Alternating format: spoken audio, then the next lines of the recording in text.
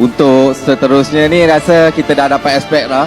Memang diorang akan target kita dah 2 game lah.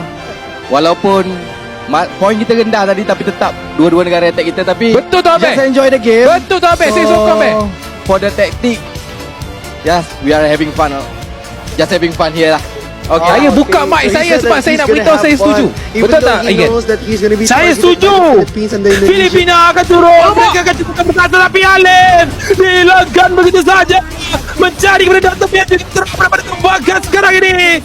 3 individu pasukan Malaysia telah pun dapat dijatuhkan. Alamak, dapat masa yang sama 4 orang pemain dari Indonesia sedang melakukan serangan kepada pasukan Malaysia. Dia lepas Pai ke depan melakukan cincangan dan Noel dijatuhkan. Indonesia bantai atas, Filipina bantai bawah, dan semua pemain daripada pasukan Malaysia telah penggugur.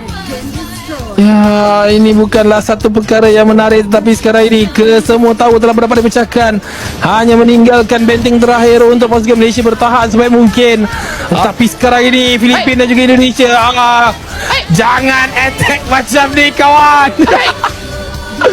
Malaysia cuba untuk bertahan dengan adanya wave yang besar. Kristal saja yang berbaki sekarang ini untuk pasukan Malaysia untuk melakukan pertahanan. 94 mata untuk pasukan Filipina, 61 untuk Indonesia, 59 untuk Malaysia. Malaysia ditekan sekali lagi daripada kedua-dua arah.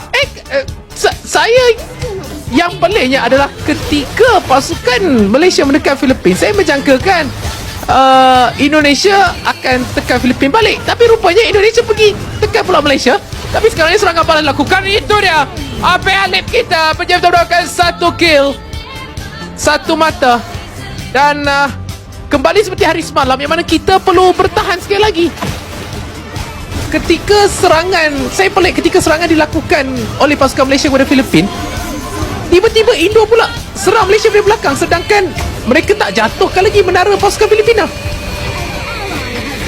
Ya, itu yang menjadi sedikit tak mengapa. Masih lagi menjadi perbualan juga yang menarik untuk kita saksikan.